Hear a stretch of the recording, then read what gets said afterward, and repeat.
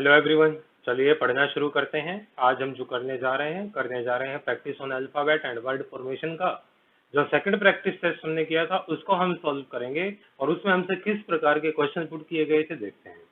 उसने हमसे पूछा कि यदि अंग्रेजी वर्णमाला के सभी अक्षरों को मतलब पूरी अंग्रेजी वर्णमाला को यदि हम व्युत क्रम में मतलब विपरीत में लिख दें तो हमारा जो सीधा क्रम है हमारा ए से जेड का। लेकिन उसने हमें क्या बोला कि विपरीत क्रम में लिखेंगे तो जेड से ए हो जाएगा।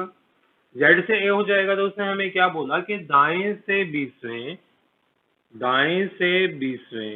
व बाएं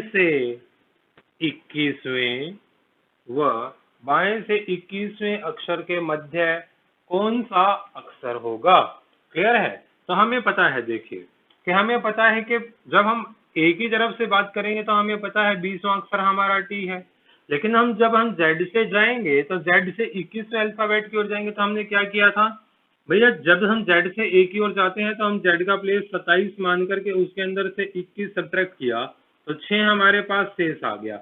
ये शेष जो आया ये क्या आया, ये उसका दूसरी साइड से पोजीशन आ गया कि दूसरी साइड से वो छठा अल्फाबेट है जो बाएं मतलब जेड की तरफ से जो 21वां अल्फाबेट था। क्लियर है। अब उसने पूछा कि इनके ठीक मध्य कौन सा अक्षर होगा तो हम क्या करेंगे। देखो, जब हम बात करते हैं तो हमारे पास एक पॉइंट आता है कि जब हम मिड की बात करेंगे, मिड में हमारे पास क्या होगा कि ना तो हमारा ये अल्फाबेट काउंट होगा ना ये अल्फाबेट काउंट होगा।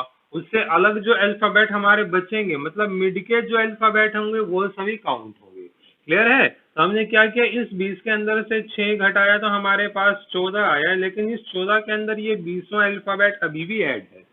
हमने इसको माइनस किया तो 13 बचा। अब इस 13 के जब हम टुकड़े करेंगे भैया 6 + 1 + 6 का टुकड़ा करेंगे क्योंकि दोनों साइड हमने बराबर बांटना है। क्लियर है। तो ये हमारे पास एक एक्स्ट्रा था। 6 हमने इस अक्षर में जोड़ दिया, 6 हमने क्या किया दूसरे वाले के हिसाब से दे दिया और 6 इसके हिसाब से। क्लियर है। तो हमने क्या किया, इस 6 के अंदर जब हम इस 6 को जोड़ेंगे तो 6 + 6 12, 12 + 1 13 और 13 पर हमारा अल्फाबेट आता है एम। तो एम हमारा यहाँ पर आंसर होगा। एम यहाँ पर आंसर होगा तो ऑप्शन बी हम फॉलो करेंगे। ऑप्शन बी हमारा सही आंसर होगा। क्लियर है। चलिए नेक्स्ट क्वेश्चन की ओर बढ़ते हैं। नेक्स्ट क्वेश्चन में उसने हमसे क्या पूछा देखते हैं। नेक्स्ट क्वेश्चन की जब हम बात करते हैं, नेक्स्ट क्वेश्चन में उसने हमें एक वर्ड दिया और वर्ड दिया कम्युनिकेशंस और हमसे पूछा क्या,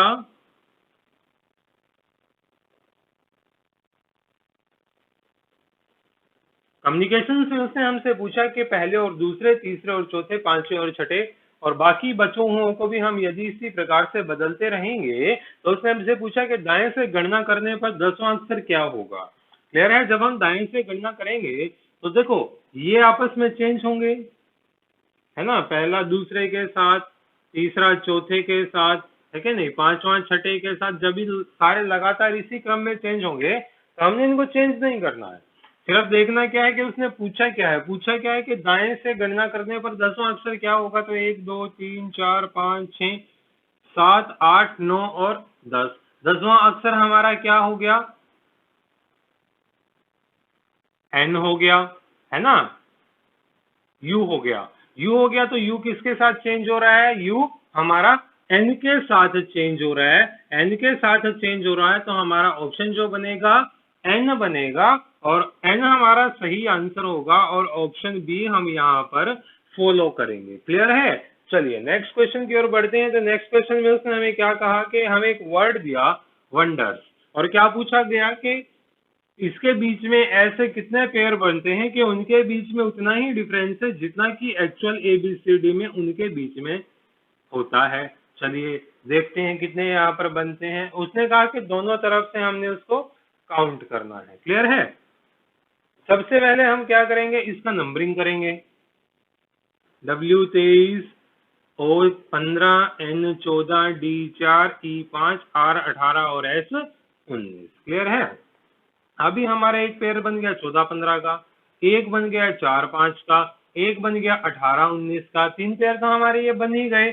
और चौथे पेयर की जब हम बात करते हैं तो चौथा पेयर हमारा बन गया 14 15 16 17 18 नहीं बना, 15 16 17 18 19। क्लियर है, नहीं बन रहा है।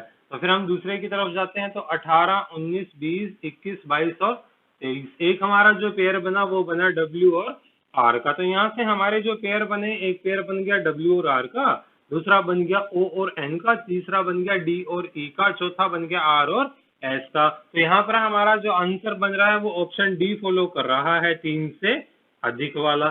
ठीक है, चलिए आगे की बात करते हैं। तो नेक्स्ट क्वेश्चन में उसने हमसे क्या पूछा, देखते हैं कि हमें एक वर्ड दिया और उस वर्ड को सोल्व करने के लिए उसने हमें क्या कहा कि इसके अंदर भी हमें वही बताना है कि कितने पेयर यहाँ पर बनते हैं।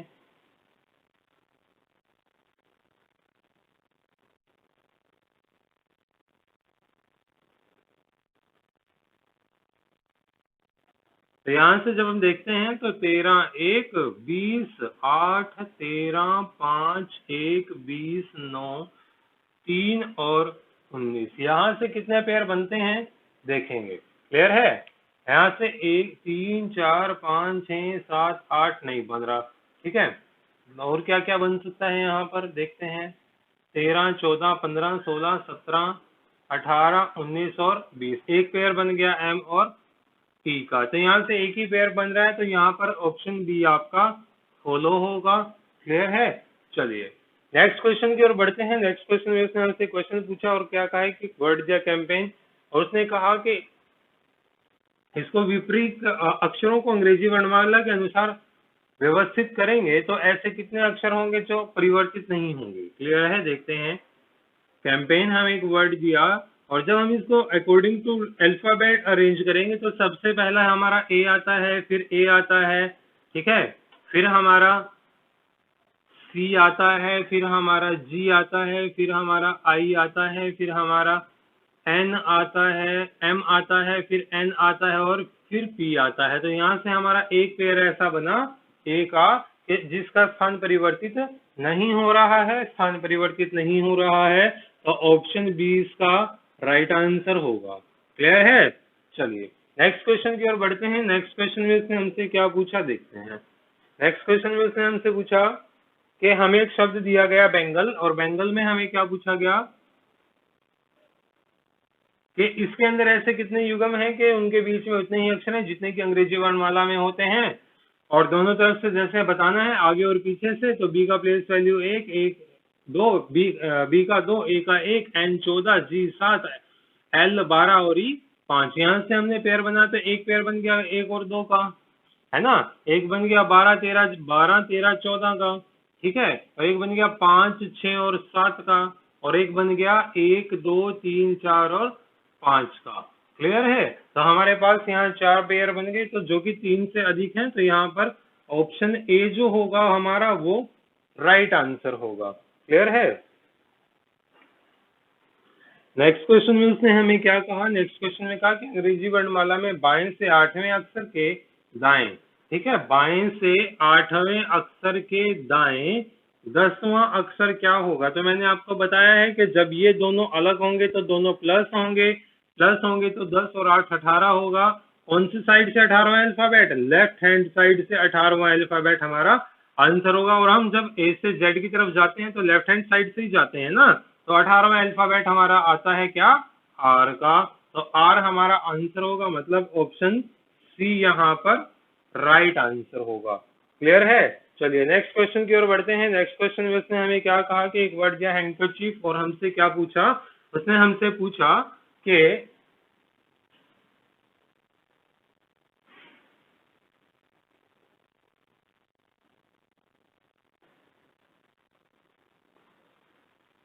पहले अक्षर को 7वें अक्षर के साथ, दूसरे अक्षर को 8वें अक्षर के साथ, तीसरे को 9वें के अक्षर के साथ, और बाकी को भी इसी क्रम में यदि बदलेंगे तो बाएं से 7वें अक्षर के दाएं तीसरा अक्षर क्या होगा। सबसे पहले हमने क्या देखा कि ये दोनों अलग हैं तो दोनों ऐड होंगे, तो एडिशन आया 10 का।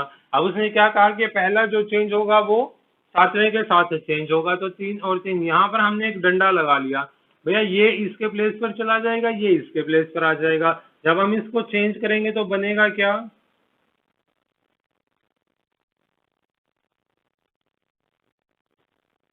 ठीक है। तो उसने हमसे पूछा बाएं से 10वां, तो बाएं से जब 10वां काउंट करेंगे 6 तो ये है ही, 3 ये 9 और 10वां अल्फाबेट हमारा डी होगा और डी ऑप्शन बी है, तो ऑप्शन बी जो हमारा होगा वो राइट आंसर को इंडिकेट करेगा, वही हमारा राइट आंसर होगा।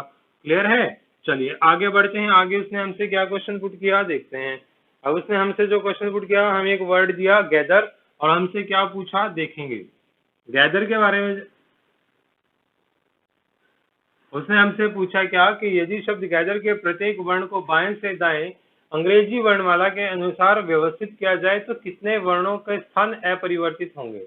अंग्रेजी वर्णमाला के अनुसार अरेंज करेंगे तो हमारे पास पहले ए आया, फिर ई आया, फिर जी आया, फिर एच आया, फिर आर आया और फिर टी आया। तो एच हमारे पास ऐसा होगा जिसका प्लेस चेंज नहीं होगा, तो यहाँ पर एक ही अल्फाबेट ऐसा आया, तो हमारा ऑप्शन बी जो होगा वो राइट ऑप्शन होगा। क्लियर है? चलिए नेक्स्ट क्वेश्चन की ओर बढ़ते हैं। तो नेक्स्ट क्वेश्चन में उसने हमसे क्या पूछा देखें। नेक्स्ट क्वेश्चन उसने हमें दिया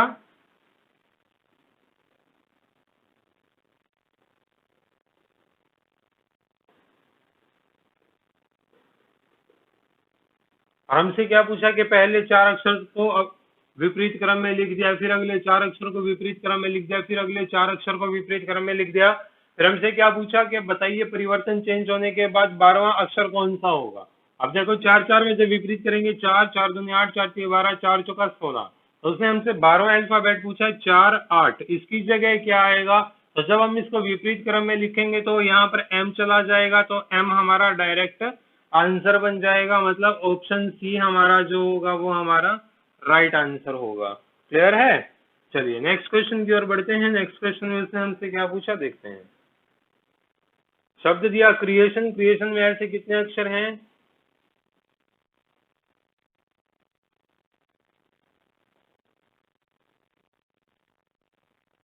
जो प्रारंभ से उतनी ही दूर हैं जितने की वर्णानुक्रम के अनुसार क्रमबद्ध किए जाने हैं।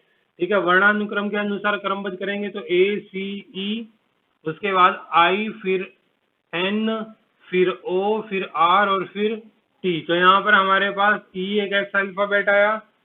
ठीक है, जो सेम डिस्टेंस पर है, तो हमारे पास यहाँ पर आंसर जो बनेगा, यहाँ पर हमारा ऑप्शन बनेगा बी का, जो हमारा राइट आंसर को इंडिकेट करेगा। क्लियर है? चलिए नेक्स्ट क्वेश्चन की ओर बढ़ते हैं। नेक्स्ट क्वेश्चन में हम देखते हैं कि उसने हमसे क्या क्वेश्चन पुट किया देखिए। हमें एक डिक्शनरी का क्वेश्चन दिया, डिक्शनरी अरेंजमेंट हम करते हैं। डिक्शनरी अरेंजमेंट में पहले वर्ड उसने हमें दिया साउंड,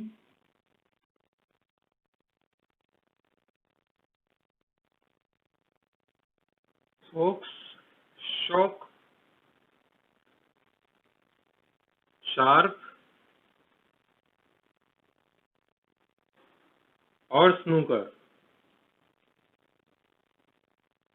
और हमसे पूछा गया कि अब इनको जो अरेंज करना है वो डिक्शनरी के हिसाब से अरेंज करना है। डिक्शनरी के हिसाब से हम इसको अरेंज करेंगे, तो अरेंज करेंगे हमसे किस प्रकार हमसे इसका अरेंजमेंट होगा देखते हैं। सबसे पहले हमने क्या देखा कि सभी का एस सेम है, सभी का एस सेम है तो सभी कॉमन हुए।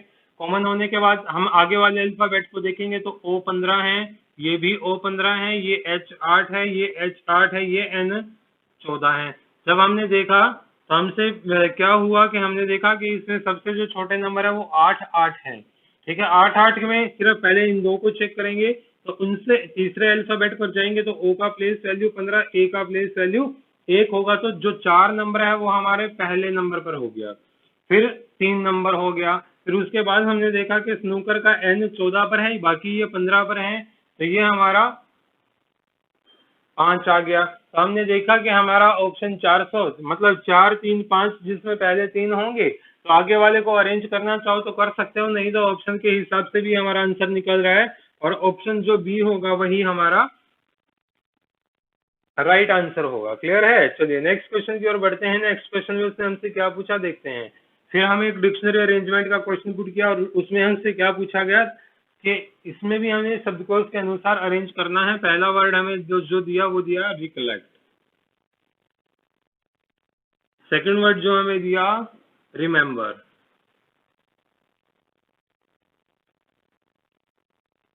थर्ड जो हमें दिया रिपोर्ट,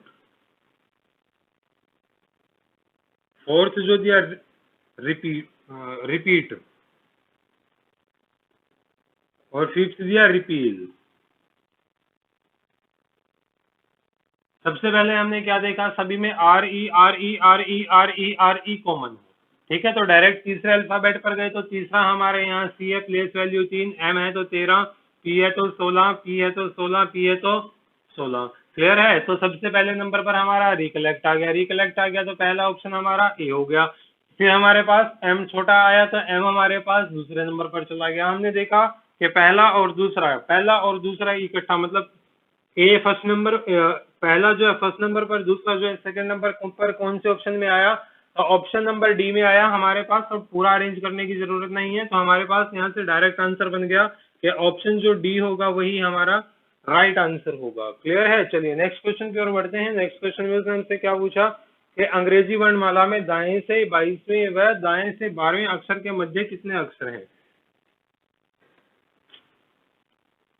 अब उसने हमसे क्या पूछा कि दाएं से 22वें व दाएं से 12वें अक्षर के मध्य कितने अक्षर हैं। तो मैंने आपको क्या बताया था कि 22 में से 12 घटाएंगे, ठीक है, 12 घटाएंगे तो 12 घट गया तो हमारे पास 10 शेष आया, लेकिन इस 10 के अंदर ये 22वां नंबर काउंट है, तो यहाँ से एक माइनस करेंगे तो 9 शेष आया, और 9 शेष आते ही आपका आंसर बन गया ऑप्शन बी। तो ऑप्शन बी जो होगा आपका राइट आंसर होगा। क्लियर है। चलिए नेक्स्ट क्वेश्चन की ओर देखते हैं। नेक्स्ट क्वेश्चन में उसने हमसे क्या पूछा कि अंग्रेजी वर्णमाला में दाएं से 22वें व बाएं से 22वें अक्षर के मध्य कितने अक्षर हैं।